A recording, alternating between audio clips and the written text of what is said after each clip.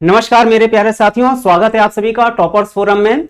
और जैसा कि आप स्क्रीन पे देख रहे हैं, टेस्ट पेपर 2 का सलूशन लेकर आ गए हैं। ठीक है, चलिए स्टार्ट करते हैं। काफी बच्चों ने अच्छा पेपर दिया होगा, उम्मीद करते हैं, और अच्छा स्कोरिंग सब्जेक्ट जरूर रहता है इस रीजनिंग का। तो मैं चाहूंगा कि अगर 160 नंबर यानी 160 क्वेश्चंस हैं तो उसमें रीजनिंग सबसे ज्यादा स्कोरिंग होना चाहिए सभी का। ठीक है, तो चलिए स्टार्ट करते हैं। सभी ने अच्छा टेस्ट दिया होगा, इसी शुभकामनाओं के साथ आज का सेशन स्टार्ट करते हैं। चलिए, तो क्वेश्चन जो है वो हमारे 81 से लेकर 120 तक रहते हैं। ठीक है, और पहला क्वेश्चन आपके सामने है। सभी बच्चों ने बहुत सही जवाब दिया होगा, उम्मीद करते हैं। इंग्लिश से जुड़ा हुआ एक क्वेश्चन है। बार बार हम कहते रहते हैं कि रीजनिंग अगर आप पढ़ रहे हैं तो कहीं ना कहीं उसमें और भी कई सब्जेक्ट इन्वॉल्व रहते हैं, तो थोड़ा सा मैथ्स भी अच्छी रहनी चाहिए, इंग्लिश भी अच्छी होनी चाहिए, जीएस भी अच्छी होनी चाहिए, तभी रीजनिंग के और क्वेश्चन हो पाते हैं। ठीक है, तो क्वेश्चन कहा यह गया है कि संख्याओं के संयोजन का चयन करें ताकि तदनुसार व्यवस्थित अक्षर एक सार्थक शब्द बन जाए, यानी कि मीनिंगफुल वर्ड बन जाए। तो AQDSU से कौन सा मीनिंगफुल वर्ड बन सकता है, ये आपके लिए एक चैलेंज है। तो मीनिंगफुल वर्ड क्या हो सकता है, तो आपको ये पता होना चाहिए कि इससे मीनिंगफुल वर्ड बनता है SQUAD। This is the only one meaningful word we can formed with the help of these letters। ठीक, तो क्वेश्चन आपसे पूछा गया है कि सार्थक शब्द का संयोजन करिए, तो यानी कि सबसे पहले क्या आएगा, 4 आएगा, Q है तो 2 आ जाएगा, U है तो यानी 5 आ जाएगा, A है यानी कि 1 आ जाएगा, और D है यानी कि 3 आ जाएगा। तो 425 13 कहां है, 425 13 ऑप्शन नंबर बी में आपका आंसर हो जाएगा। तो उम्मीद रखते हैं कि काफी साथियों का सही होगा। ठीक है, अगले क्वेश्चन पे मूव कर रहे हैं। एक्सप्लेनेशन में मैंने ले रखा है स्क्वाड। ठीक है, एक शब्द है, तो कई बार ऐसा होता है कि कभी कभी उस तरह का शब्द हमें दिमाग में नहीं आ पाता है, तो ऐसा क्वेश्चन गलत भी हो जाता है अगर नहीं दिमाग में आया। ठीक है, चलिए लॉजिकल रीजनिंग का क्वेश्चन आया आपके सामने। क्या कहा गया है, every Saturday is a holiday. ठीक है, अब हर शनिवार छुट्टी है, अच्छी बात है।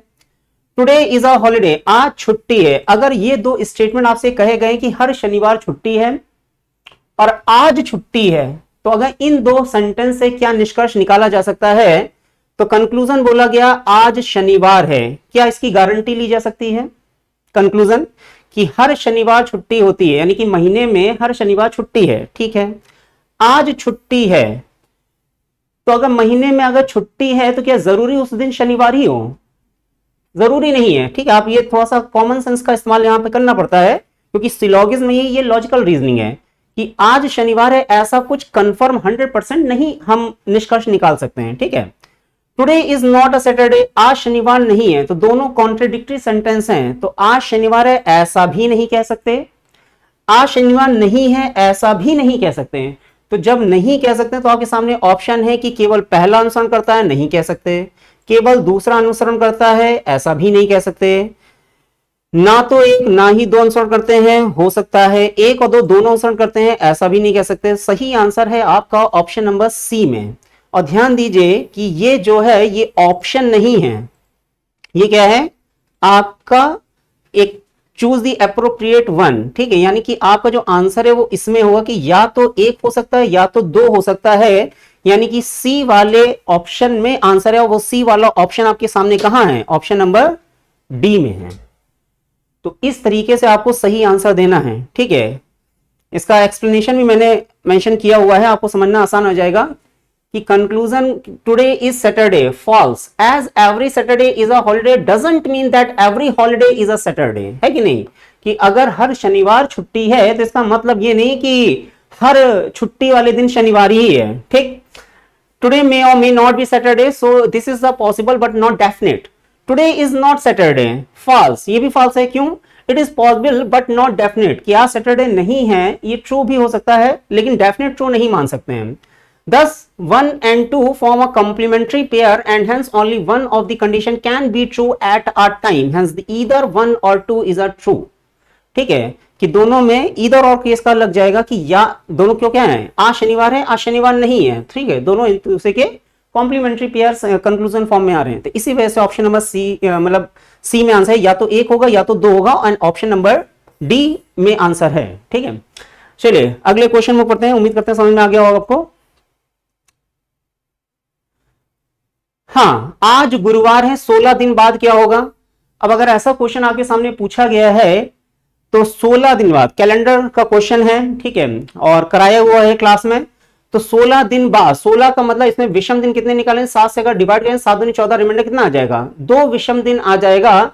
और बाद की बात हो रही है, यानी कि गुरुवार से +2, तो +2 अगर हम करें तो गुरुवार बाद यानी थर्सडे बाद क्या आएगा? थर्सडे बाद आएगा सैटरडे और संडे। गुरुवार, हाँ थर्सडे, थर्सडे बाद क्या? फ्राइडे और सैटरडे, सैटरडे में आंसर है, ठीक है, ऑप्शन नंबर डी में आंसर है, ठीक है, कि थर्सडे बाद +2, तो थर्सडे बाद फ्राइडे और फिर सैटरडे, ठीक है। चलिए अगला क्वेश्चन आसान था। 84 क्या कहा गया है? आकृति का दर्पण प्रतिबिंब क्या होगा? अब दर्पण प्रतिबिंब बात है कि ऑपरेशन शब्द है तो ये एज इट इज ऐसे कन्वर्ट हो जाएगा, है कि नहीं? तो सबसे पहले क्या आएगा? सबसे पहले एन आएगा, और एन जो है सबसे पहले ओ तो आएगा नहीं किसी भी कीमत पे, एन आएगा और एन पलटेगा, तो कहीं ना कहीं ए सी डी में आंसर हो सकता है। उसके बाद ओ आ जाएगा, उसके बाद आई आ जाएगा, ठीक है, हाँ आई। उसके बाद जो टी है वो एज इट इज, यानी कि ये जो वाली चीज है ये एज इट इज ऊपर की ऊपर ही रहेगी, हाँ ठीक है, सी कैंसिल हो जाएगा, टी। उसके बाद ए में कोई चेंजेस नहीं आएंगे, आर जो है वो ऐसा हो जाएगा, हाँ बिल्कुल सही है। उसके बाद ई पलट जाएगा, ठीक है। उसके बाद पी, ओके। अब ध्यान दीजिए कि पी जो है वो ऐसा है, तो अगर ये ऐसे पलट रहा है तो क्या ये पी नीचे चला जाएगा? संभव ही नहीं है, आंसर कहां है? डी में होगा, ठीक है, और पी के बाद ओ। क्लियर? चलिए अगला क्वेश्चन क्या कहा गया है? दी गई श्रृंखला में अगला पद क्या होगा? नेक्स्ट टर्म पर्सोनिफिकेशन, फिर कुछ ऐसा है, फिर कुछ ऐसा आ गया है, तो थोड़ा सा हमें ध्यान देने वाली चीज ये है कि अगर कुछ ऐसा टर्म चल रहा है तो ध्यान दीजिए कि यहां से 2 लेटर कट गए हैं और इधर से भी 2 लेटर कट गए हैं, तो RSONIFICATI ये चीज आई। उसके बाद यानी कि स्टार्टिंग के 2 लेटर और आखिरी 2 लेटर रिमूव हो गए, ठीक। उसके बाद यहां ध्यान दीजिए कि RSO ये चीज तो यहां से यहां तक पूरी दिखाई दे रही है, लेकिन R से पहले E, ये वाला E और I के बाद O, ठीक है, ये दोनों एड ऑन हो गए हैं, यानी कि पहले 2 लेटर रिमूव हो गए हैं आगे और पीछे, फिर एक लेटर ऐड हो गया है आगे और पीछे। फिर यहां पे ध्यान दीजिए, फिर से 2 लेटर जो हैं आगे और पीछे के क्या हो गए हैं? रिमूव हो गए हैं, और फिर से एक लेटर यानी कि एस से पहले कौन था? आर ऐड हो गया, और टी के बाद कौन था? आई, वो ऐड हो गया, ठीक है। तो 2 लेटर हटे, एक लेटर ऐड हो गया, ठीक है, 2 लेटर हटे, उसके बाद एक लेटर ऐड हो गया, फिर 2 लेटर हटे, फिर एक लेटर ऐड हो गया, तो यानी कि अब 2 लेटर हट जाएंगे, तो 2 लेटर हट जाए मतलब क्या? ये दो हट जाएंगे, बचेंगे क्या? ONIFICA, ये आपका आंसर है, ONIFICA, ऑप्शन नंबर बी में आपका आंसर है, ठीक है, कि किस तरीके से फर्स्ट 2 लेटर रिमूव है, फिर ऐड ऑन हो गया, फिर 2 लेटर रिमूव है, फिर एक एन हो गया, तो जाहिर बात है फिर 2 से रिमूव हो जाएंगे। ONIFICA, ONIFICA, ठीक है। चलिए अगला क्वेश्चन, हाँ प्रश्नवाची चिन्ह के स्थान पे क्या आएगा? बहुत ही आसान सा क्वेश्चन है कि अगर C रिलेटेड है 27 से तो E किससे रिलेटेड हो? C की वैल्यू क्या होती है? 3, और यहां पे 3 का क्यूब ही रख दिया गया है। इसी तरह E की वैल्यू क्या होती है? 5, और 5 का क्यूब कितना? 125, ठीक है, देखते ही आंसर है। अगला क्वेश्चन, अब थोड़ा सा मैथमेटिकल ऑपरेशन से जुड़ा हुआ एक क्वेश्चन है, तो बस सीधी सी बात है कि क्या करना है। 11QP, तो अगर इसको हम सॉल्व करने की कोशिश करते हैं तो 11 है, 4 है, 2 है, 7 है, फिर 55 है, ओके। अब Q अगर दे रखा है तो आप सबको पता है कि R का मतलब है ऐड, Q का मतलब है मल्टीप्लाई, तो यानी कि यहां पे इंटू आ जाएगा। P का मतलब क्या है? S का मतलब सब्ट्रैक्ट है, ठीक है, और P मींस डिवाइड, यानी कि यहां पे डिवाइड का सिंबल आ जाएगा, ठीक है। और R का मतलब क्या था? ऐड, यहां पे प्लस आ जाएगा। S का मतलब तो क्या था? माइनस, ठीक है, ब्रैकेट में रखा गया, कोई मतलब नहीं है, ठीक है। ये क्या हो जाएगा? सबसे पहली बात है कि ये हम इसको ब्रेक करेंगे तो ये 2 हो जाएगा, ये 22 हो जाएगा, प्लस 7 माइनस 55, ये कितना हो जाएगा? 29 माइनस 55, और 27 माइनस 55 कितना होगा? इसको अगर आप देखेंगे तो 15 में से 7 जाएगा, कितना आ जाएगा? 9 नहीं, 9 कहां से आ जाएगा, 6 8, ठीक है, 15 में 7 गया 8 आ जाएगा, और यहां बचा कितना, 4 में 2 गया 2, 28 में आंसर है। कहां है 28? ऑप्शन गड़बड़ है क्या? 27 माइनस 55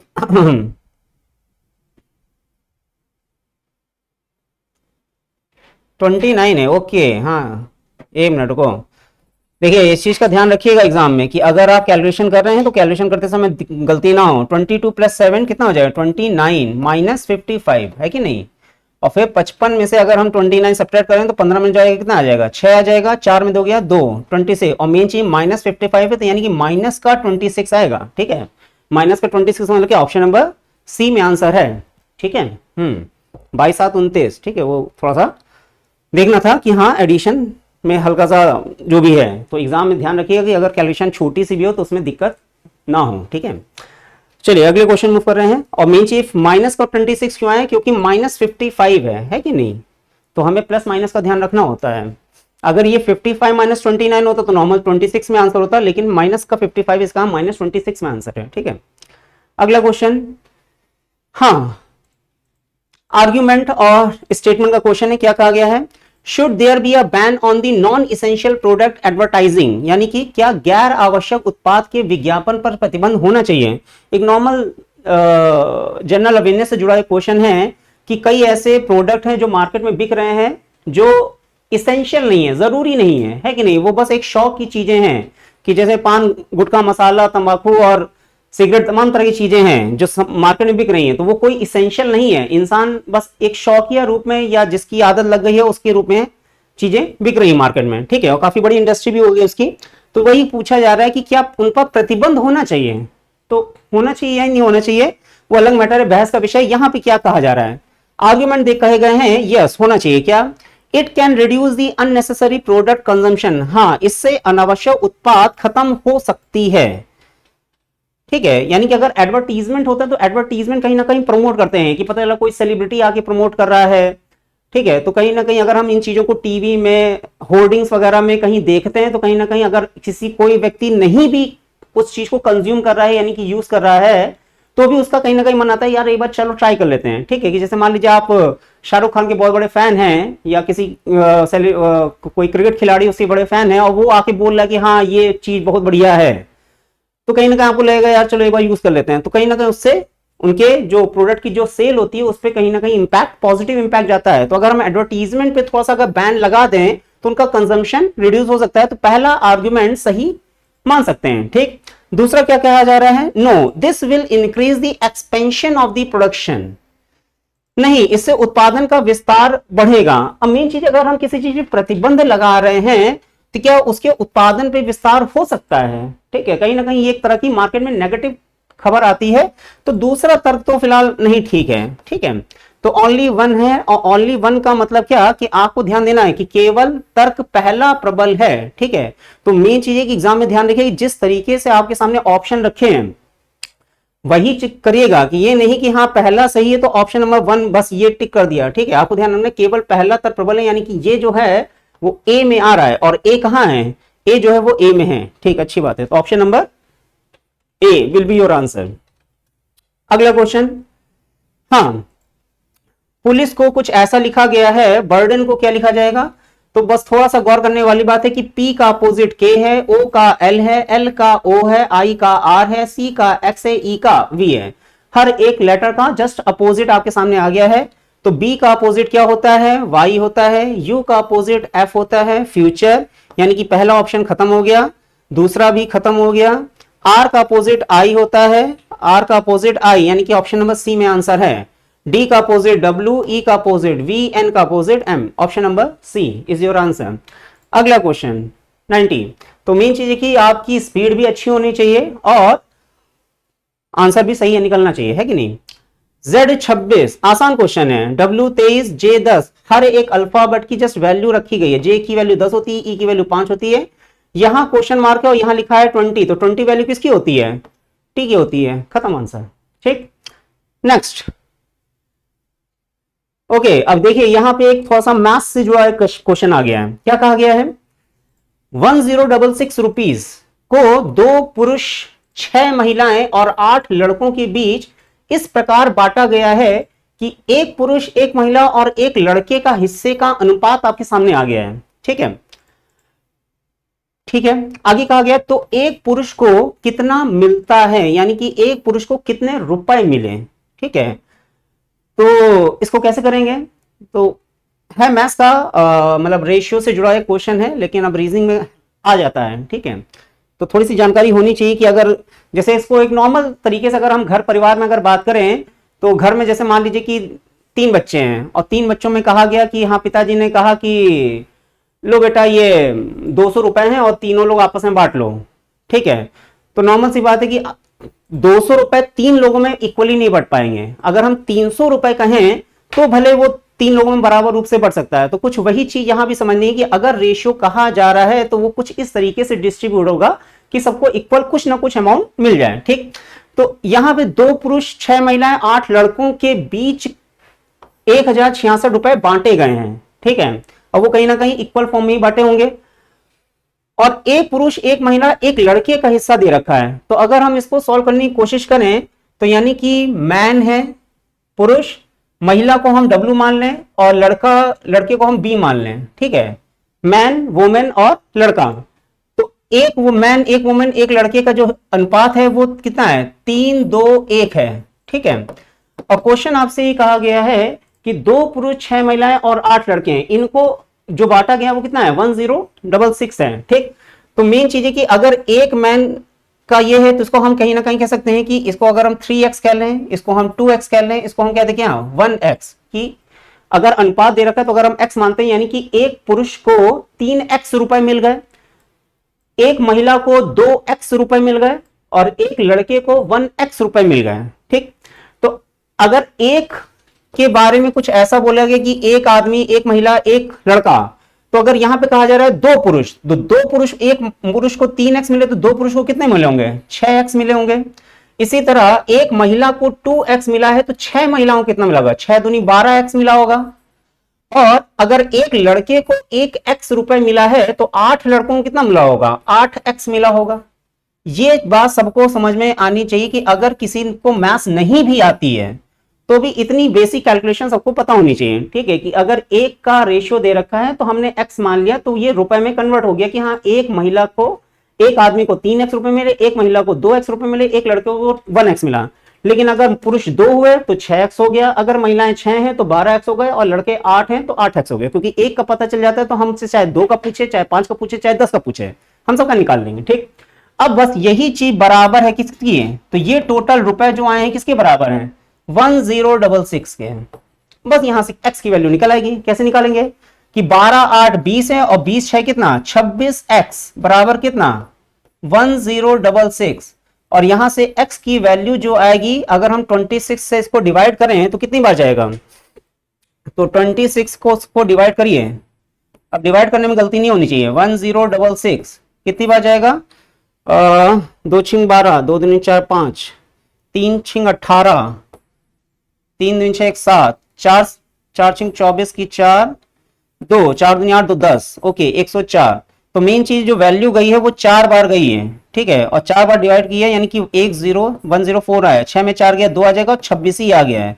41 x की वैल्यू आई कितनी 41, और जब x की वैल्यू 41 आ गई है तो क्वेश्चन क्या पूछा गया है, तो एक पुरुष को कितना मिला, तो ध्यान दीजिए एक पुरुष को जो रुपए मिले हैं वो 3x मिले हैं। तो जब एक पुरुष को 3x मिले हैं तो 3x का मतलब क्या, 3 गुणे 41 कितना आ जाएगा, 3 1 जा 3 और 3 चौक 12, 123 रुपीज।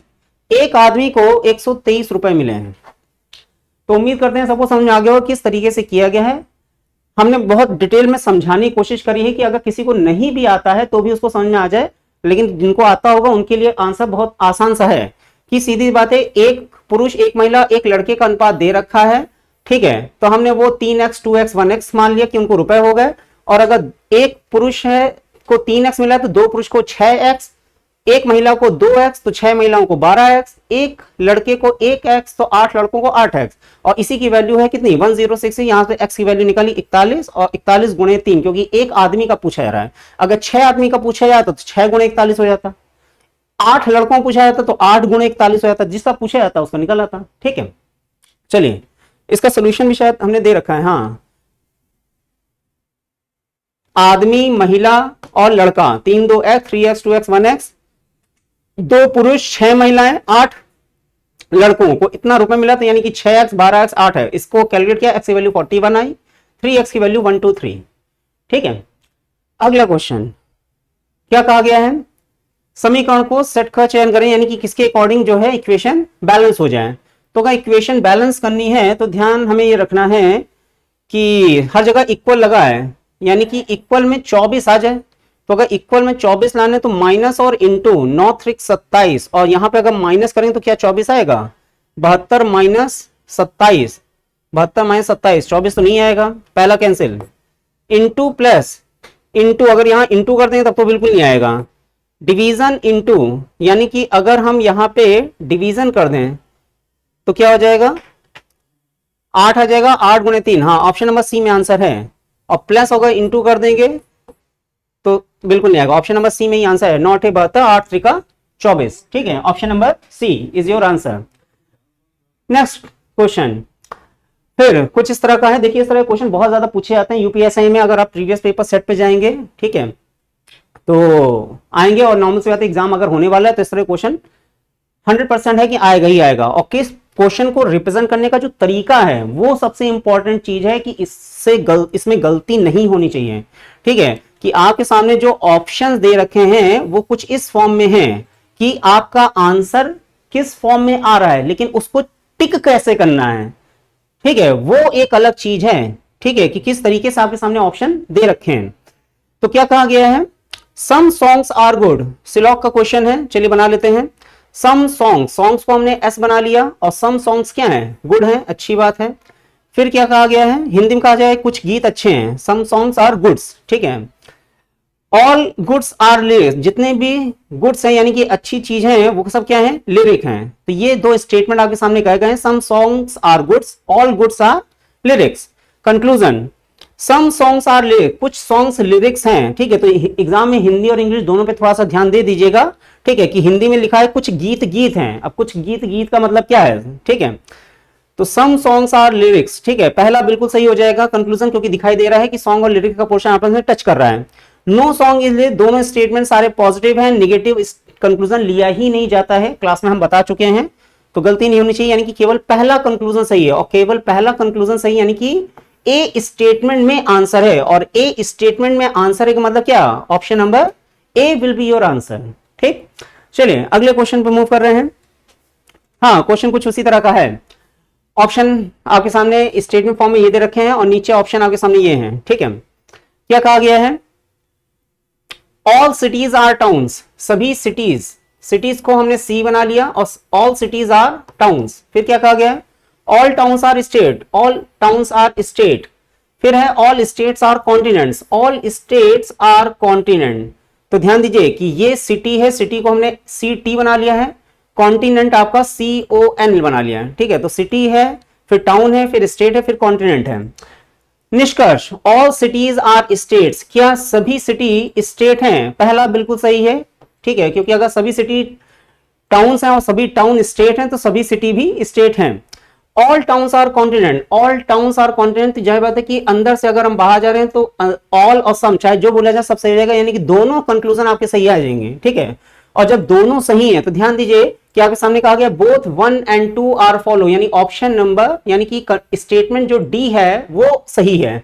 तो स्टेटमेंट डी है वो सही है, यानी कि आपका आंसर कहां है, डी, ऑप्शन नंबर डी। ठीक है, कि दोनों एक और दो अनुसरण करते हैं। ठीक है, अगला क्वेश्चन, जल छवि, ध्यान दीजिए एग्जाम में देख लीजिएगा कि क्या पूछा गया है, वाटर इमेज पूछी गई है कि मिरर इमेज पूछी गई है, उसी हिसाब से है। तो अभी हम लोगों ने पिछला जो क्वेश्चन किया था वो ऑपरेशन वाला किसका था, मिरर इमेज का, यहाँ पे वाटर इमेज आ रही है। ठीक है, तो जल छवि यानी कि पानी नीचे बह रहा है झरझर झरझर, है कि नहीं, और इसी का जल प्रतिबिंब आपको निकालना। तो जल प्रतिबिंब कैसे बनता है, ऐसे बनता है। ठीक, तो अगर ऐसे बन रहा है तो क्या होगा, तो आर जो है वो रिवर्स हो जाएगा, यानी कि पहले ए आ जाएगा, ऐसा तो होगा नहीं, कतई नहीं। ठीक, उसके बाद ध्यान दीजिए 8 जो है बहुत छोटा सा माइन्यूट सा डिफरेंस है कि ऊपर का गोला छोटा है और नीचे गोला कैसा है, बड़ा है। एग्जाम में बहुत बारीक बारीक चीजें होती हैं जिसपे इंसान अगर ध्यान नहीं देता और गलती कर देता है। ठीक है, तो ऊपर का जो छोटा गोला है वो कहां आ जाएगा, नीचे आ जाएगा। तो ऊपर का छोटा गोला नीचे आ जाएगा। हाँ, दोनों अभी ऑप्शन ठीक चल रहे हैं। यहां पे देखिए टी बना हुआ है, तो टी अगर बना हुआ है तो पहला तो नहीं होगा, यहाँ पे 9 आ गया है, आंसर डी में ही है। देखिए, देखते हैं आंसर। और 6 जो है ऐसे रोटेट हो जाएगा, आर जो है ऐसे रोटेट हो जाएगा, 9 ऐसे आ जाएगा, ए ऐसे आ जाएगा। ठीक है, option number D is your answer. ठीक है, तो थोड़ा सा अगर देखेंगे तो सेकंड भर में आंसर आप सही टिक कर देंगे।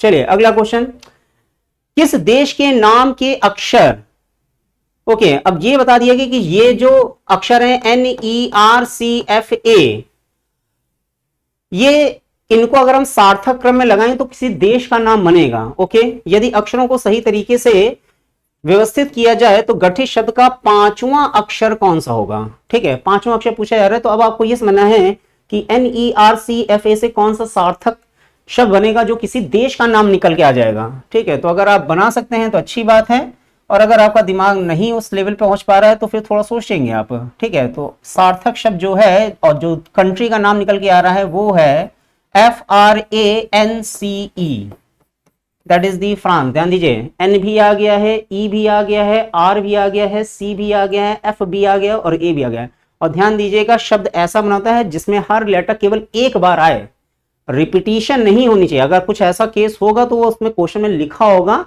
कि we can use this letter 2 times 3 times, इस तरह से चीज लिखी रहती है ब्रैकेट में। ठीक है, ऐसा कुछ नहीं लिखा है। तो एक बार में फ्रांस जैसे शब्द बनाया और से पूछा गया 5वां, 1 2 3 4 5, 5 का मतलब क्या, सी। ठीक है, तो 5वां लेटर आपका सी है। ठीक है, चलिए अगले क्वेश्चन में मूव कर रहे हैं। क्या कहा गया है, आर्किटेक्ट बिल्डिंग, ऑथर क्या है, तो नॉर्मल सी बात है, आर्किटेक्ट जो होते हैं वो बिल्डिंग बनाते हैं, बढ़िया। ऑथर जो होते हैं वो क्या बनाते हैं, एक्ट करते हैं, बुक्स लिखते हैं, लेक्चर करते हैं, रिपोर्ट करते हैं, वो बुक लिखते हैं। ठीक है, तो जो भी ऑथर होते हैं वो बुक लिखते हैं। ठीक है, अगला क्वेश्चन, श्रृंखला का अगला पद क्या है। अब देखिए, अल्फा न्यूमेरिक सीरीज है कि आपको अल्फाबेट भी दिखाई दे रहे हैं और साथ साथ नंबर भी दिखाई दे रहे हैं। तो क्या चल रहा है, W की वैल्यू होती है 23, P की वैल्यू 16, I की वैल्यू 9, B की वैल्यू 2। तो थोड़ा सा गौर करेंगे तो 9 और 2 में 7 का डिफरेंस है, 16 और 9 में भी 7 का डिफरेंस है, 23 और 16 में भी 7 का डिफरेंस है। और ध्यान दीजिए हर जगह -7 होता चला जा रहा है कि नहीं। 23 - 7 16, 16 - 7 9, 9 - 7 2, तो 2 - 7।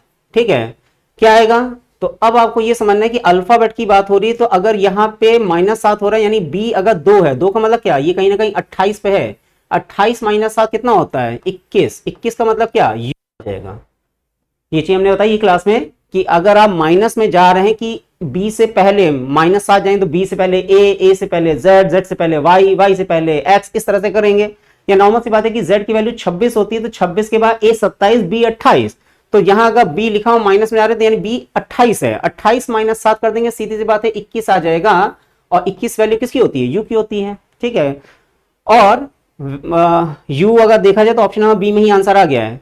वैल्यू पे ध्यान दीजिए, 29 से 34 हुआ है, +5, 34 से 39 हुआ है, फिर +5, 39 से 44 हुआ है, फिर 5, और 44 से +5 करेंगे कितना आ जाएगा, 49 आंसर। ठीक, अगला क्वेश्चन, तो यानी कि अल्फाबेट से -7 हुआ है, वैल्यूज में +5 हो गया है। ठीक, 99 फिर से कंक्लूजन वाला क्वेश्चन आया है। क्या कहा गया है,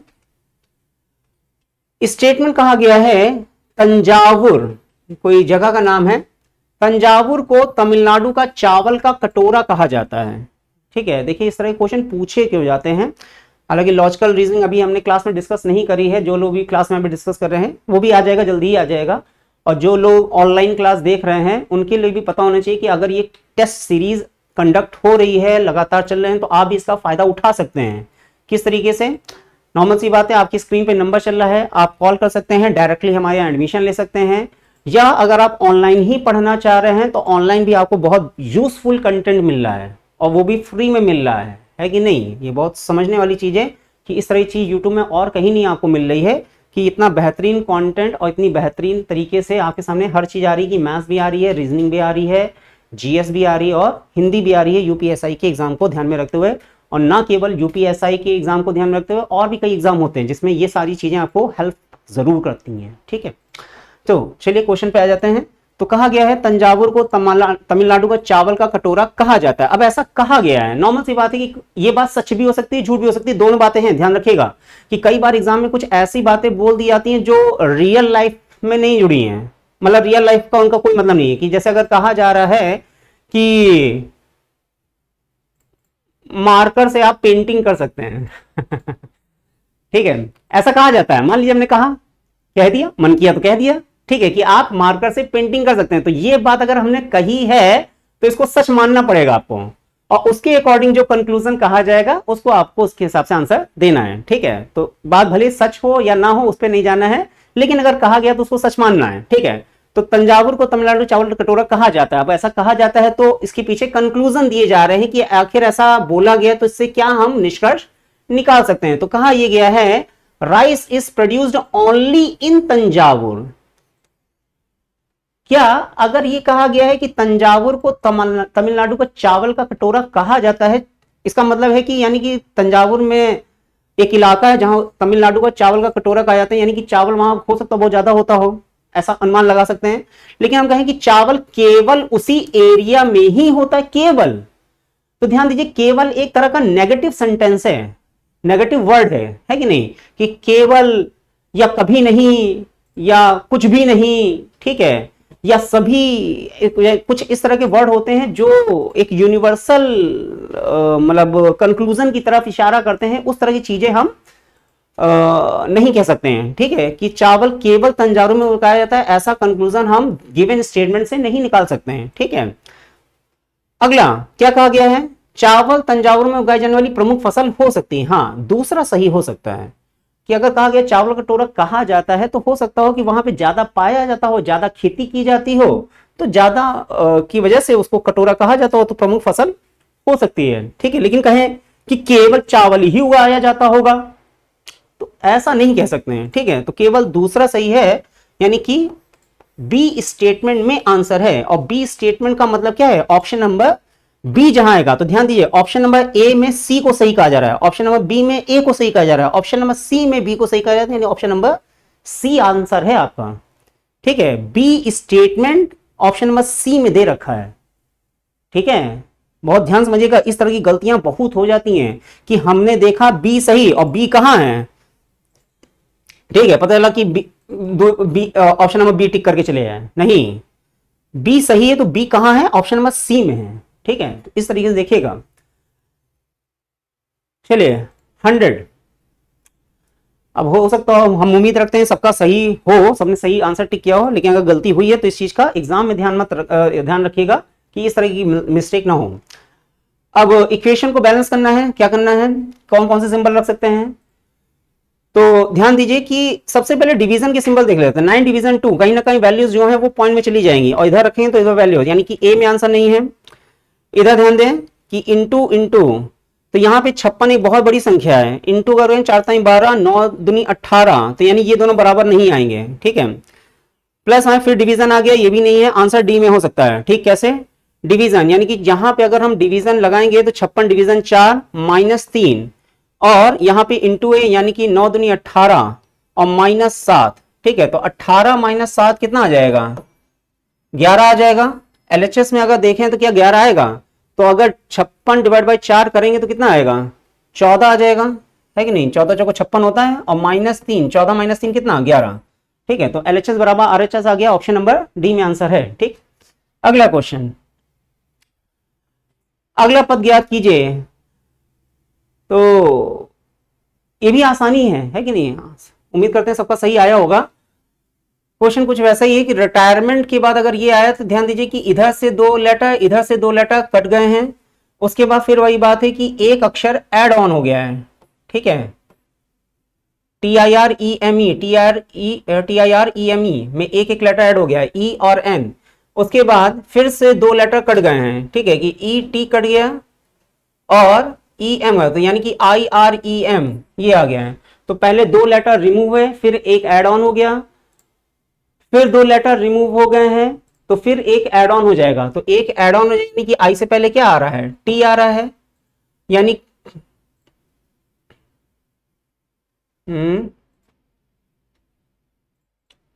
हाँ ठीक है, यहां से 2 लेटर हट गए हैं, ठीक है, ई टी और ई एन, तब ये आया है। और एक लेटर अगर ऐड होगा तो आई से पहले क्या दे रखा है, टी आ रहा है, और ये ठीक है, और अगर एम है तो ई है, यानी कि टी से शुरू होगा और ई तक जाएगा, T I R E M E, T I R E M E. Option number D में आंसर है। पहले 2 हटे, फिर एक जुड़ गया, फिर 2 हटे, फिर एक जुड़ जाएगा, ठीक है, आई आर ई एम और टी और ई, टी और ई। ठीक, अगला क्वेश्चन। तो इस तरह के क्वेश्चन आसान होते हैं, लेकिन बस ये कि थोड़ा सा ध्यान रखिएगा कि गलती ना हो पाए, ठीक है। अगला क्वेश्चन, हाँ कैलेंडर का आ गया है, क्या कहा गया है, आज बुधवार है, अच्छी बात है, वेडनेसडे है। 59 डेज के बाद क्या दिन होगा, तो 59 डेज में कितने विषम दिन है, यानी कि और डेज क्या है, तो नॉर्मल सी बात है, इसको हम 7 से अगर डिवाइड करते हैं तो कितनी बार जाएगा, 7 की टेबल अगर हम पढ़ते हैं, 7 सत्ते 49, 7 56, ठीक है, और 56 का मतलब क्या, रिमाइंडर कितना बचेगा, 3 आ जाएगा। और आपसे पूछा गया कितने दिन के बाद, आफ्टर, आफ्टर मतलब क्या, यानी कि प्लस हो जाएगा। तो अगर आज वेडनेसडे है, तो वेडनेसडे से +3, तो वेडनेसडे क्या है, थर्सडे, फ्राइडे और सैटरडे, शनिवार। Option number B will be your answer. ठीक, आसान था, बस ध्यान रखना है कि किस तरीके से करा गया है। क्वेश्चन नंबर 103, क्या कहा गया है, SRDA को क्या ये लिखा गया है, PUOX को क्या लिखा जाएगा, तो S के बाद T छोड़ के U हो गया है, R के बाद S छोड़ के T हो गया है, ठीक है, और उसके बाद D से E हो गया, A से B हो गया, यानी कि स्टार्टिंग के 2 लेटर में एक लेटर की गैपिंग है, उसके बाद कोई गैपिंग नहीं है, तो यानी P के बाद Q छोड़ के R आ जाएगा, U के बाद V छोड़ के W आ जाएगा, उसके बाद O के बाद P आ जाएगा, X के बाद क्या आ जाएगा, Y, RWPY। ऑप्शन नंबर ए में आंसर है, और कहीं है, ठीक है। तो यहां पे अगर आप वैल्यूज पे ध्यान दें तो 19, 21, 18, 20, 4, 5, 1, 2, 16, 18, 21, 23, 15, 16, 24, 25। ठीक, अगला क्वेश्चन, डायरेक्शन डिस्टेंस क्वेश्चन आया, क्या कहा गया है, गौर पूर्व दिशा में 15 किलोमीटर चलता है, ठीक है, तो पूर्व दिशा कहां है, तो डायरेक्शन डिस्टेंस अकॉर्डिंग हम जानते हैं कि ऊपर नॉर्थ है, नीचे साउथ है, इधर साइड ईस्ट है, इधर साइड वेस्ट है। ठीक, तो गौर पूर्व दिशा में 15 किलोमीटर चलता है, तो जो भी पॉइंट होता है, जो भी व्यक्ति है, वो हमेशा इसी पॉइंट पे माना जाता है। तो पूर्व दिशा में चला कितना, 15, ठीक है, वह दाईं ओर मुड़ता है, फिर दाईं ओर मुड़ता है। अब ध्यान दीजिए कि आगे कहीं भी ये नहीं बोला गया है कि वो दाएं मुड़ा या बाएं मुड़ा, जो भी मुड़ा, लेकिन कितना चला, तो केवल टर्न हुआ है।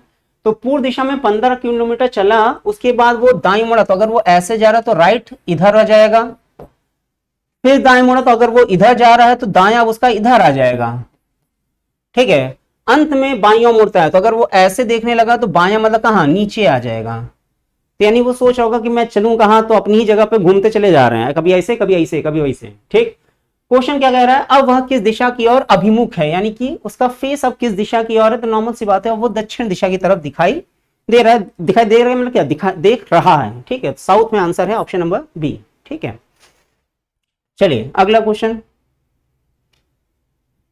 हाँ ये भी एक कैलकुलेशन से जुड़ा एक क्वेश्चन आ गया है, क्या कहा गया है, चलिए इसको लिख लेते हैं। मेन चीज कि इस तरह का क्वेश्चन है, ब्रैकेट का बहुत इंपॉर्टेंट रोल प्ले होता है। ध्यान दीजिएगा कि अगर हम रीजनिंग में भी मैथ्स पढ़ रहे हैं तो जो मैथ्स की जो चीजें हैं वो बदलेंगी नहीं, जो जैसी वैसी हैं, कि जैसे पता ही है सभी लोगों को कि वी बॉड मास होता है, विनकुलम यानी बार, फिर ब्रैकेट, ओ का मतलब क्या होता है, ऑफ, ऑफ का मतलब क्या, इनटू, ठीक है, और फिर डिवीजन, मल्टीप्लिकेशन, एडिशन और सब्ट्रैक्शन। तो ये एक वी बॉड मास का एक सिंप्लीफिकेशन का एक क्या है, रूल है।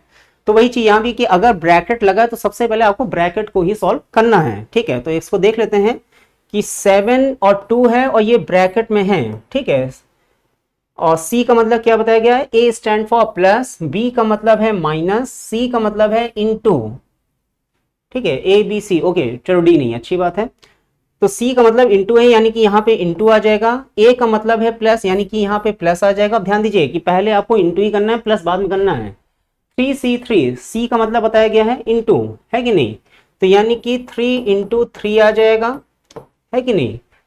और फिर है B6, बी का मतलब क्या है -6, ये है आपकी कैलकुलेशन, है कि नहीं। इस सी का मतलब है क्या, इंटू, तो यहाँ इंटू लगा है, ए का मतलब प्लस है, सी का मतलब फिर इंटू है, और B6 यानी बी का मतलब क्या है -6, ठीक है। आप सॉल्व करें तो क्या आ जाएगा, 7 दूनी 14 प्लस 3 त्रिका 9 -6 प्लस 9 -6 कितना 3 आ जाएगा, और 14 प्लस 3 कितना होता है 17, आंसर। ठीक, तो एग्जाम में क्वेश्चन आता है तो ऐसा नहीं कि बहुत हार्ड कैलकुलेशन हो, बस वो सिंपल देखना चाहते हैं कि हाँ गुणा भाग आपको सही आना चाहिए, ठीक है। चलिए अगला क्वेश्चन करते हैं, और ये सीरीज ऐसी है जो लगातार चलती रहेगी, हम लोग आपकी अच्छी प्रैक्टिस करा देंगे, तो बस जुड़े रहिए, ठीक है। कंटिन्यूटी में अपनी एक महानता होती है कि अगर आप किसी काम को लगातार करें, कि एक अमेजोन जो नदी है वो एक बूंद बूंद करके ही टपक रही है और आज दुनिया की सबसे बड़ी नदी है, तो वही चीज है कि अगर आप लगातार प्रैक्टिस करते हैं तो यकीन मान लीजिए आप सफलता के बहुत नजदीक पहुंच जाएंगे, ठीक है। तो अगला क्वेश्चन है आपके सामने, क्या कहा गया, ऑल मेन आर वुमेन, ठीक है, सभी पुरुष महिलाएं हैं, तो डायग्राम बनाते हैं। ऑल मेन, मैन को हमने एम बना दिया, और सभी जो मेन है वो क्या है, वोमेन है, अच्छी बात है। अब ऐसा बोला गया है तो मान लिया, हालांकि होता तो नहीं है, मैन विल बी मैन, ठीक है, वो वोमेन नहीं होते हैं। चलिए फिर क्या कहा गया है, सम वोमेन आर पीपुल, कुछ वोमेन पीपुल हैं, ठीक है। अब ध्यान दीजिए कि वोमेन का पोर्शन पीपुल से ही टच होगा, है कि नहीं, पीपुल का पोर्शन और किसी से टच नहीं होगा, तो all men are women and some women are people, ठीक।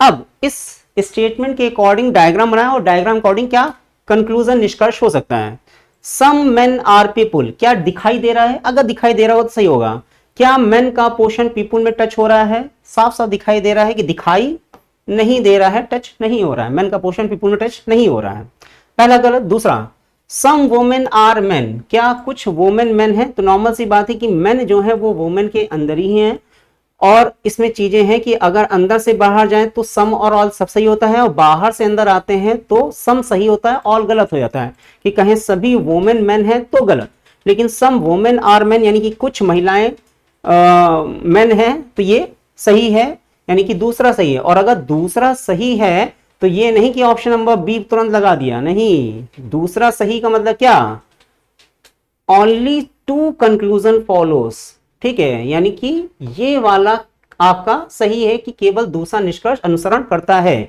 और बी जो है वो कहां पर है, डी में है, ठीक है। बहुत देख के समझ के आंसर देना,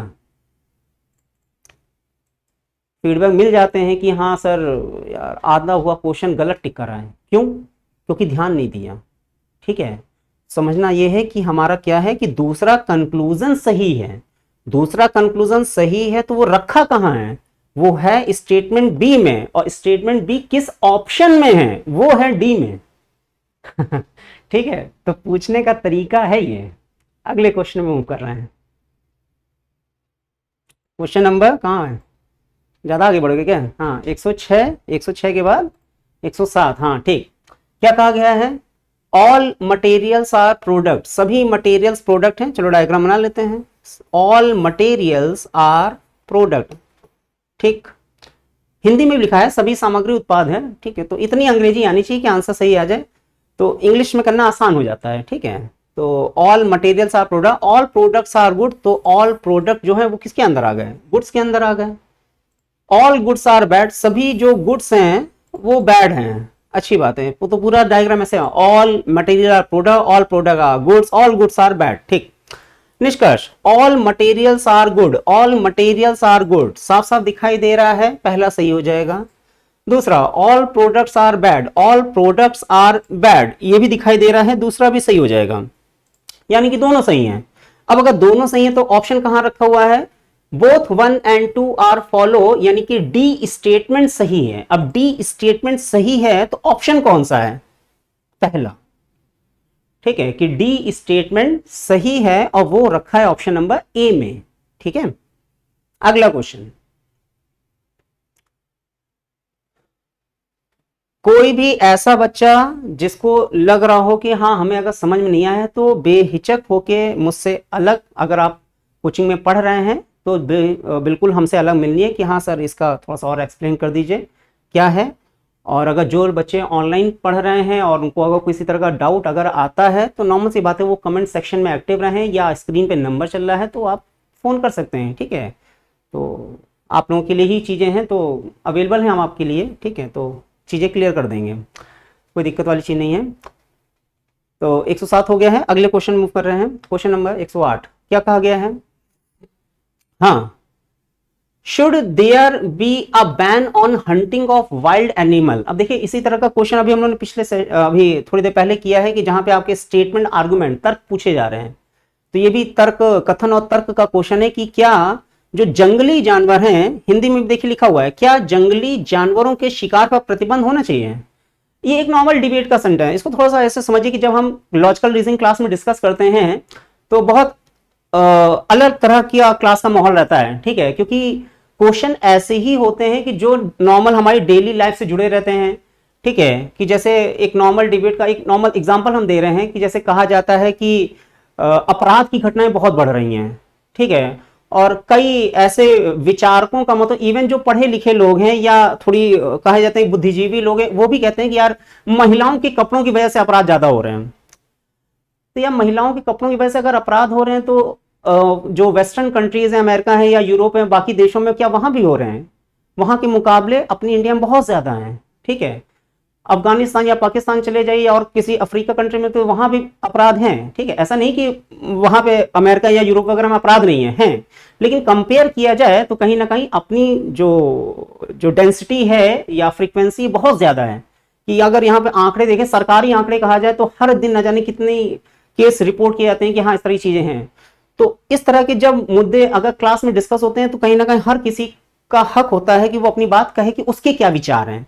तो यही चीज अगर यूपीएसआई में पूछी जा रही है तो ये चीज जानने की कोशिश की जाती है कि जो भी बंदा यानी लड़का है या लड़की है, अगर वो इंस्टीट्यूशंस में का पार्ट बन रहा है, यानी कि आप नौकरी करने जा रहे हैं, तो आपके विचार कैसे हैं, ये चीज जानने की कोशिश की जाती है, ठीक है। तो विचार जानने की कोशिश की जाती है। तो वही चीज यहां पे भी आ जाती है कि अगर आपसे कहा जा रहा है कि क्या जंगली जानवरों के शिकार पर प्रतिबंध होना चाहिए, तो इस पे आपके क्या विचार हैं। तो विचार आपके कुछ भी हो, यहां फिलहाल जो दे रखा है उसके हिसाब से हम डिस्कस कर लेते हैं। तो आर्ग्यूमेंट कहा गया है कि कहा गया है हाँ प्रतिबंध होना चाहिए, यस। क्यों होना चाहिए? It could result in the extinction of the particular species. हाँ, इसके कारण विशेष प्रजातियां विलुप्त तो हो सकती हैं। अब ध्यान दीजिए कि अगर आप थोड़ा सा भी अवेयर हैं, अब ध्यान दीजिए कि यहां पे इस चीज का ध्यान रखना, हम इस वर्ड को बार बार इंफेसाइज करते हैं, जोर देते हैं कि अवेयरनेस का होना बहुत जरूरी है। कि अगर आपने थोड़ा सा भी ध्यान दिया हो कि कुछ समय पहले, समय का मतलब है कि मतलब कुछ सालों की से पहले की बात है कि अपनी इंडिया में बाघों का बहुत शिकार हो रहा था, जंगली हाथियों का बहुत शिकार हो रहा था, इनकी जो प्रजातियां थी बहुत तेजी से खत्म होती चली आ रही थी। तो कहीं ना कहीं गवर्नमेंट को इस पर एक्शन लेना पड़ा, कुछ रूल बनाने पड़े, हंटिंग को प्रतिबंध करना पड़ा, टूरिस्ट को रोकना पड़ा कि हाँ भैया वहां पे कई लोग होते हैं जो टूरिस्ट के नाम पे जाते हैं और पता चला शिकार करके चले आ रहे हैं। तो ये सब चीजें जब होती हैं तो कहीं ना कहीं आपके जो इकोलॉजिकल जो सिस्टम है, पर्यावरण का जो सिस्टम बना हुआ है प्रकृति के द्वारा, वो कहीं ना कहीं डिस्टर्ब होता है, ठीक है। तो उस चीज पर है कि अगर लगातार हंटिंग चल रही है जंगली जानवर की, तो इसकी वजह से कहीं ना कहीं कुछ प्रजातियां विलुप्त हो सकती हैं। बिल्कुल सही तर्क दिया गया है, तो पहला सही मान सकते हैं, ठीक है। कि अगर लगातार अगर इस तरह की हंटिंग चलती रहेगी तो प्रजातियां विलुप्त हो सकती हैं, ठीक है। तो इस पर बैन होना चाहिए, यस, बैन शुड बी, ठीक। दूसरा कहा गया नहीं, यह मांस का सस्ता स्रोत प्रदान करता है। तो क्या मतलब मेन चीज कि अगर हमें मांस सस्ता मिल रहा है तो क्या हम कुछ भी करें, मतलब अपने भोजन के लिए हम किसी को ही मार दें क्या? एक मानवता क्या इसी में है? तो यहाँ फिलहाल फीलिंग्स पे नहीं जाना है, ठीक है। यहाँ पे इमोशंस को किनारे रखना है। लेकिन अगर आप सही चीज कहें कि केवल मांस की वजह से अगर हम कह दें कि हाँ ठीक है शिकार चलने दो, तो ये एक बहुत ही सस्ता या हल्का कह सकते हैं तर्क हो सकता है, ठीक है। तो दूसरा तर्क नहीं स्ट्रांग माना जाएगा, केवल पहला ही माना जाएगा।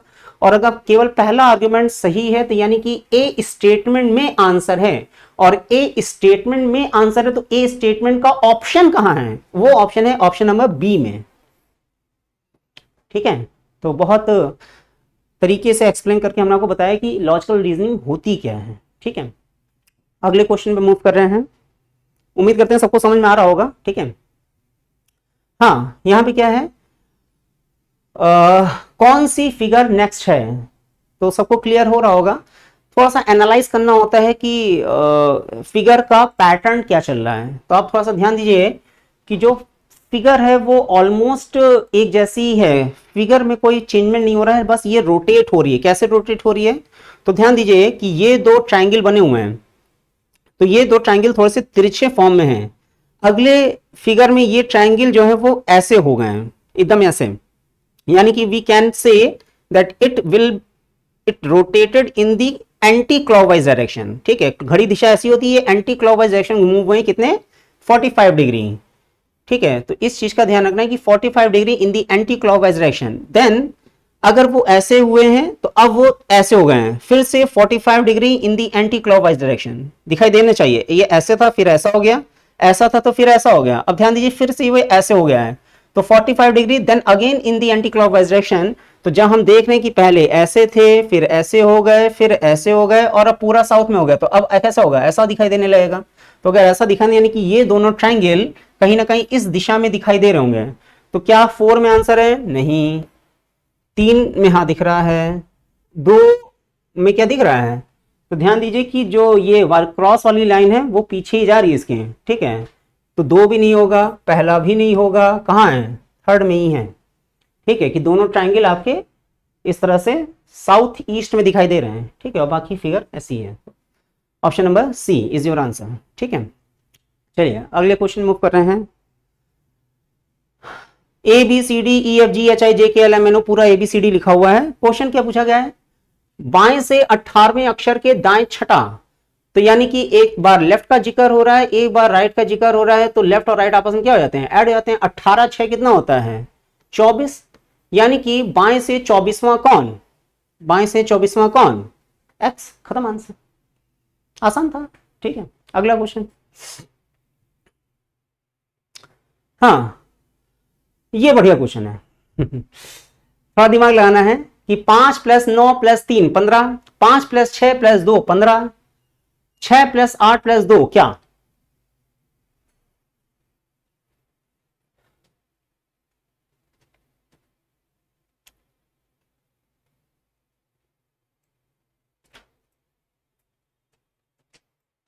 हमको लग रहा है ये क्वेश्चन थोड़ा सा गड़बड़ है क्या। हाँ, यहां पे ये 45 है। ओके, ये 45 है। क्या हो रहा है, 5 × 9 करेंगे तो 45 हो रहा है। नहीं नहीं, हाँ ठीक है, सही है, ठीक ठीक ठीक, सही है सही है, कोई दिक्कत नहीं।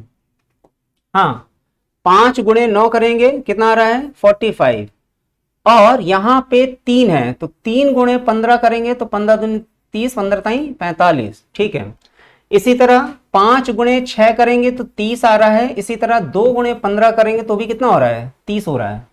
ठीक है, 5 × 9 45, 3 × 15 तो 45, 5 × 6 30, और 2 × 15 तो भी 30। क्लियर हो रहा है। यहां पे क्या हो रहा है, 6 × 8 करेंगे तो 48, तो 2 में किसकी मल्टीप्लाई करें जो 48 हो जाए, तो आंसर है कितना, 24। ठीक है, 24 यहां आ जाएगा, 24 का मतलब क्या, 48। ठीक है, ऑप्शन नंबर ए में आंसर है। ठीक है, तो समझ में आ गया हो सबको कि किस तरीके से चीजें हैं। अगला क्वेश्चन 111 हो गया, 112। In the following question select the odd letters from the given alternatives. ठीक है, कौन है जो सबसे अलग है, तो साफ साफ दिखाई देना चाहिए कि पहले ही ऑप्शन में आंसर है। ठीक है, कि सारे वॉवेल लेटर हैं, बाकी हर क्या है, कॉन्सोनेंट के फॉर्म में दे रखा है। और अगर इसकी हम गैपिंग पे ध्यान दें कि ई है, ए है, पी है, डब्ल्यू है, एच है, एन है, तो इस तरह का कोई भी ऐसा रोल नहीं है कि हाँ सबके बीच में अलग अलग चल रहा है या एक जैसा चल रहा है, ऐसा कुछ नहीं है। This group has only vowel, hence it is the different from all other option. ठीक है, अगला क्वेश्चन है 113। क्या लिखा गया है, यू आर जॉन को लिखा गया है नेट लेट फैट, हु आर यू को लिखा गया है कुछ ऐसा, जॉन इज गुड को लिखा गया है गेट सेट फैट। क्वेश्चन क्या पूछा गया, then what is the meaning of is, यानी इज का कोड क्या है। तो इस तरह के क्वेश्चन आसान होते हैं। तो ध्यान देने वाली बात यह है कि इज कहाँ है, तो हम देख रहे हैं कि इज यहां है, तो हमें जॉन और गुड दोनों का कोड पता चल जाए, आंसर आ जाएगा। तो ध्यान दीजिए कि जॉन यहां भी है, जॉन यहां भी है, तो पहली और तीसरी इक्वेशन को अगर हम कंपेयर करते हैं तो जॉन कॉमन है, तो दोनों में कॉमन क्या है, तो नेट लेट फैट, तो जाहिर बात है यहां भी फैट है, यहां भी फैट है, तो नॉर्मल सी बात है कि जॉन का कोड क्या होगा, फैट हो जाएगा। लेकिन आप थोड़ा सा गौर करने वाली बात है कि इज और गुड, तो गुड कहीं दिख रहा है, you are, who are you, is good, तो या तो इज कहीं कॉमन मिल जाता है या गुड कहीं कॉमन मिल जाता है, तो ऐसा कुछ भी कॉमन नहीं मिल रहा है। तो इज का कोड या तो गेट हो सकता है, इज का कोड या तो सेट हो सकता है, हम कंफर्म नहीं कह सकते। तो ऑप्शन कहां है, option number D, can not be determine, यानी कि निर्धारित नहीं कर सकते हैं। ठीक है, ऑप्शन नंबर डी में आंसर है। चलिए अगला क्वेश्चन, अगला पद क्या होगा, 6, 12, 18, 36, 54, 108। तो क्वेश्चन को थोड़ा सा गौर से देखेंगे तो ध्यान दीजिए, 6 दूनी 12 इंटू 2, थोड़ा सा गौर करें तो 18 दूनी 36 भी होता है कि नहीं, 17 दूनी 34, 18 दूनी 36, ठीक। उसके बाद 54 गुणे 2 करेंगे तो 108 हो जाता है। तो अब हम ये देख रहे हैं कि यहाँ दो डिजिट के पेयर तो हम दिखाई दे रहे हैं कि हाँ इंटू 2 इंटू 2 इंटू 2, ठीक है। तो यानी कि यहाँ पे जो वैल्यू आएगी उसका भी इंटू 2 होके यहाँ का क्वेश्चन मार्क बन जाएगा, लेकिन वो वैल्यू कौन सी होगी, तो वो वैल्यू इस तरह से निकालेंगे कि 12 से 18 अगर हो रहा है तो यानी कि +6, 36 से 54 हो रहा है तो +18। तो अब आप थोड़ा सा गौर करेंगे तो +6 ये निकल के आ रहा है, +18 ये निकल के आ रहा है, और अगर यहां से अगर यहां की डिजिट आएगी तो वो क्या आएगी, +54, कितना आ जाएगा, 54 ऐड करेंगे तो 8 4 12 2 5 1 6 162, और फिर 162 गुणे 2 करेंगे तो यहाँ वाली वैल्यू आ जाएगी। अगर 2 क्वेश्चन मार्क बने होते तो भी आंसर निकल आता, ठीक। तो 162 का मतलब क्या, ऑप्शन नंबर ए में आंसर है 162, ठीक है। तो समझ में आ जाना चाहिए। अगला क्वेश्चन, हाँ देखिए एक्सप्लेनेशन ही मैंने दे रखा है, ठीक है। पहले इंटू 2 +6 इंटू 2 +18 इंटू 2 +54, ठीक है। चलिए तो 162 में आंसर है, और 162 कहा था, ऑप्शन नंबर ए में था, ठीक है। नेक्स्ट क्वेश्चन, हाँ पासे का क्वेश्चन आ गया है। क्या कहा गया है, एक पासे में प्रत्येक फलक को इस प्रकार संख्याकित किया गया है, 6 के विपरीत 3 है, 5 के विपरीत 4 है, 1 के विपरीत 2 है। तो अगर हम कोई पासा अगर हम बना रहे हैं, डाइस अगर हम बना रहे हैं, ठीक है, तो डाइस कुछ ऐसा ही होता है। तो 6 के विपरीत 3 है, तो अगर हम 6 यहां लिख रहे हैं तो 6 के पीछे 3 है, हमें दिखाई नहीं दे रहा। 5 के विपरीत 4 है, तो 5 अगर ऊपर है तो नीचे 4 होगा कहीं ना कहीं, या कहीं 4 अगर दिख रहा होगा तो 5 नीचे होगा, बात एक ही है। अगर हम सामने 3 लिख दें, 6 के विपरीत 3 है तो 3 यहाँ यानी 6 पीछे ही होगा। 1 के विपरीत 2 यानी अगर 1 इधर है तो 2 इधर होगा, इस तरह का पासा है। कौन सा असत्य है, यानी कि फॉल्स है, डेफिनेटली फॉल्स, जो झूठ है उसका पता लगाना है आपको। तो कहा यह गया है कि जैसे कहते हैं 5 3 के आसन है, आसन का मतलब क्या है, एडजेसेंट, एडजेसेंट का मतलब क्या, पड़ोसी। 5 3 के पड़ोस में है, तो क्या 5 3 के पड़ोस में है, ठीक है। तो अब एक चीज आपको ये समझनी है कि अगर हम ये कह रहे हैं कि 5 के विपरीत 4 है, तो नॉर्मल सी बात है कि 5 के विपरीत अगर 4 है तो 5 के अगल बगल में ही कहीं ना कहीं 3 होगा। तो ये चीज क्या है, सही है कि 5 3 का पड़ोसी है, क्योंकि 5 के विपरीत कौन है, 4 है। 5 के अगर विपरीत 4 है तो 5 के विपरीत 3 नहीं होगा, 5 कहीं के आसपास 1 2 3 4 5, तो 4 को छोड़ के बाकी हर डिजिट क्या होगी, 5 के पड़ोस में होगी। तो यानी कि ये सही है, और जो सही है हमें उसका पता नहीं लगाना, जो झूठ है वो पता लगाना है, ठीक है। तो ये सही है। 4 एडजेसेंट टू 2, ठीक है। 4 के विपरीत कौन है, तो हम जानते हैं 4 के विपरीत कौन है, 5 है, तो 4 2 के पड़ोस में है, ये भी सही है। 4 1 के का पड़ोसी है, तो 4 के विपरीत जब 5 है तो 4 के बगल में 1 होगा, ये भी सही है। 4 is not adjacent to 3 and 6, यानी कि 4 3 और 6 का पड़ोसी नहीं है। तो अगर पड़ोसी नहीं है तो यानी कि 4 के विपरीत 3 और 6 होंगे, तो 4 के विपरीत क्या 3 और 6 हैं, नहीं, 4 के विपरीत 5 है, तो ये सही नहीं है, और जो सही नहीं है वही आपका आंसर है, यानी कि option number A is false, और अगर ये फॉल्स है तो फॉल्स का मतलब क्या, ऑप्शन नंबर बी में आंसर है। समझ में आ रहा है कि आपसे पूछा गया है कि फॉल्स कौन है, तो फॉल्स कौन है कि ये वाला है कि 4 जो है वो 3 और 6 का पड़ोसी नहीं है। ठीक है, तो 4 जो है वो 3 और 6 का पड़ोसी नहीं है, 4 3 और 6 का पड़ोसी है और कहा गया नहीं है, तो यही गलत है। ठीक है, और ये अगर गलत है तो ए स्टेटमेंट गलत है, तो ऑप्शन नंबर बी में आंसर है। ठीक है, तो देखिए किस तरीके से क्वेश्चन पूछा जा रहा है, इसका प्रेजेंटेशन क्या है, ये बहुत इंपॉर्टेंट मैटर कर रहा है। ठीक है, अगला क्वेश्चन क्या है, टुडे इज सैटरडे, आज शनिवार है। ठीक है, 49 दिनों बाद कौन सा दिन हो, तो ध्यान दिए 49 दिन अगर पूछे गए हैं तो 49 दिनों में जो ऑड डेज होंगे यानी कि विषम दिन होंगे वो कितने होंगे, 7 7 49, रिमाइंडर 0 ही आ रहा है, तो विषम दिन कुछ नहीं निकले। तो अगर आज सैटरडे है तो 49 दिनों के बाद भी कौन सा दिन होगा, सैटरडे ही होगा, ऑप्शन नंबर डी में आंसर है। ठीक है, अगला क्वेश्चन, बस खत्म ही होने जा रहा है आज का सेशन। फिर से कुछ कैलकुलेशन वाला पार्ट आ गया है। आर मीन्स एड, आर का मतलब प्लस है, क्यू का मतलब मल्टीप्लाई है, एस का मतलब सब्ट्रैक्ट है और पी का मीन्स क्या है, डिवाइड। तो अगर इसको हमें कैलकुलेट करना है तो कहा गया है 60 और पी का मतलब जब बताया गया है डिवाइड है, यानी कि 60 डिवाइड बाई 5 और ये ब्रैकेट में लिखा है तो ब्रैकेट में कर दिया। एस का मतलब माइनस था तो यहां माइनस लगा दिया, फिर ब्रैकेट लगा हुआ है 2। क्यू का मतलब बताया गया है क्या, मल्टीप्लाई, तो ये मल्टीप्लाई हो गया, फिर 3 है और फिर आर है, आर का मतलब क्या, ऐड, प्लस 7। इसको सॉल्व कर देना, आंसर आ जाएगा। तो 5 से डिवाइड करेंगे तो 12 पंचे 60, ये 12 आ जाएगा, माइनस 2 गुणे 3 6 और 6 7 कितना 13, 12 माइनस 13, 12 माइनस 13 कितना होता है, -1। ठीक है, आसान था, बस गलती ना करना कैलकुलेशन में।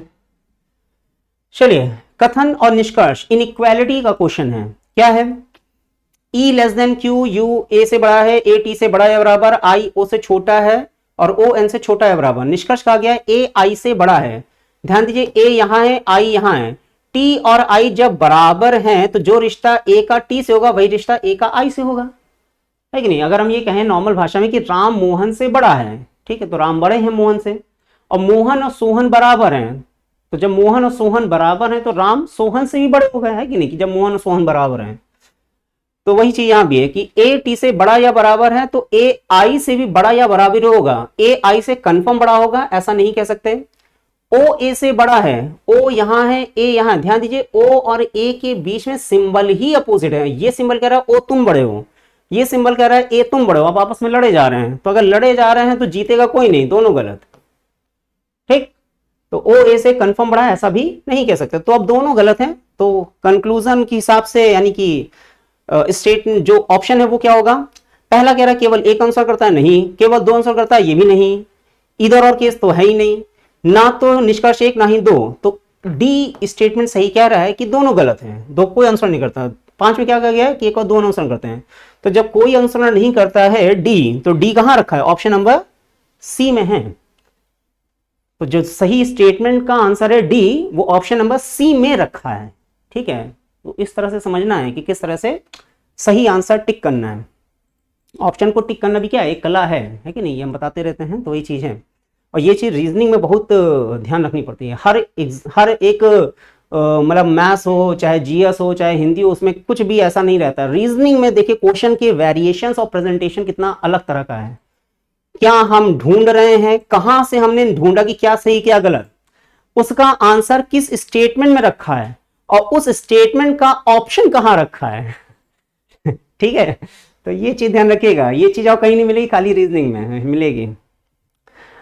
चलिए आगे क्या है, 119 यानी कि सेकंड लास्ट क्वेश्चन पे पहुंच गए हैं, बस खत्म हो रहा है। कहा गया है पिग सुअर, पिगलेट शेर, क्या, तो नॉर्मल सी बात है कि जो सुअर का बच्चा होता है उसको पिगलेट कहा जाता है। तो लॉयन के बच्चे को क्या कहते हैं, क्या बछड़ा कहते हैं, कतई नहीं। पिल्ला कहते हैं, बिल्कुल नहीं। बिलौटा कहते हैं, नहीं। क्या है आंसर, डी शावक, इंग्लिश में कहा जाएगा कब। ठीक है, तो ये चीज है, नॉर्मल से पता होना चाहिए कि अगर कोई भी जानवर है तो उसके बच्चे को क्या कहते हैं। ठीक है, तो बछड़ा जाहिर बात है क्या है, गाय का बछड़ा ही होता है, भैंस का बछड़ा होता है। पिल्ला किसे कहते हैं, जाहिर बात है कि डॉगी होता है। बिलौटा या इनकी बिल्ली वगैरह का है। और शेर का बच्चा शावक कहलाता है कब। ठीक है, किटन, पपी, इंग्लिश में भी शब्द पता होने चाहिए कि अगर डॉगी है तो पपी कहलाता है और अगर बिल्ली का बच्चा है तो वो किटन कहलाता है। ठीक है, तो ये एक ही क्वेश्चन से आपको कुछ चीज़ें समझ में आनी जानी चाहिए। And finally we have move at the last question of the test number 2 UPSI. क्या कहा गया है, यदि 8 जून 2037 को रविवार है तो 8 जून 2036 को सप्ताह का कौन सा दिन रहा होगा। तो एक साल पूरे पीछे की बात हो रही है, ये 37 की बात हो रही है, ये 8 जून 2036 की बात हो रही है। तो हमें इतना ड्यान रखना है कि अगर हम 2037 से पीछे जा रहे हैं 2036, डेट सेम है 8 जून 8 जून, ठीक है, तो जय बात है कि इस ड्यूरेशन में विषम दिन कितने आएंगे, तो एक साल का पूरा पूरा अंतर आ रहा है क्योंकि डेट सेम है आपकी। ठीक है, आप पीछे जा रहे हैं तो 8 जून से पीछे अगर जाएंगे तो 7 जून 6 जून 5 जून इस तरह से चलते चलते कहीं ना कहीं जून से पहले मई, मई से पहले क्या अप्रैल, इस तरह से होते होते कहीं ना कहीं बीच में फरवरी आएगी। तो ध्यान दीजिए कि अगर हम पीछे जा रहे हैं 2037 है तो 2037 की फरवरी 28 की पड़ेगी या 29 पड़ेगी, गलती बस इतनी सी रखनी है। तो 2037 आपका साधारण वर्ष है, फरवरी आपकी 28 दिन की रही होगी। तो अगर हम बैक में चलते चले जा रहे हैं तो फिर 2036 का दिसंबर आएगा, नवंबर आएगा, अक्टूबर आएगा और कहीं ना कहीं जून आ जाएगा। तो इस पूरी ड्यूरेशन में जो डेज निकलेंगे वो 365 ही निकलेंगे और विषम दिन कितना निकलेगा, केवल एक निकलेगा। लेकिन अगर यही जून की जगह पे यहाँ पे जनवरी होती तो जाहिर बात है आप 2036 की फरवरी को क्रॉस करते हुए जनवरी पे जाते हैं और 2036 क्या है, एक लीप ईयर होता क्योंकि 4 से डिवाइड हो रहा है, तो उस पूरी ड्यूरेशन में पे विषम दिन 2 हो जाते हैं। ठीक है, तो यहाँ पे विषम दिन एक ही आ रहा है, तो यानी कि रविवार से -1, तो संडे से पहले क्या आता है, सैटरडे आता है, आंसर बी। ठीक, तो उम्मीद करते हैं समझ में आ गया होगा किस तरीके से है, ये भी चीज दे रखी है आपके सामने। और आज का सेशन यहीं पे कंप्लीट करते हैं। थैंक यू सो मच, जय हिंद।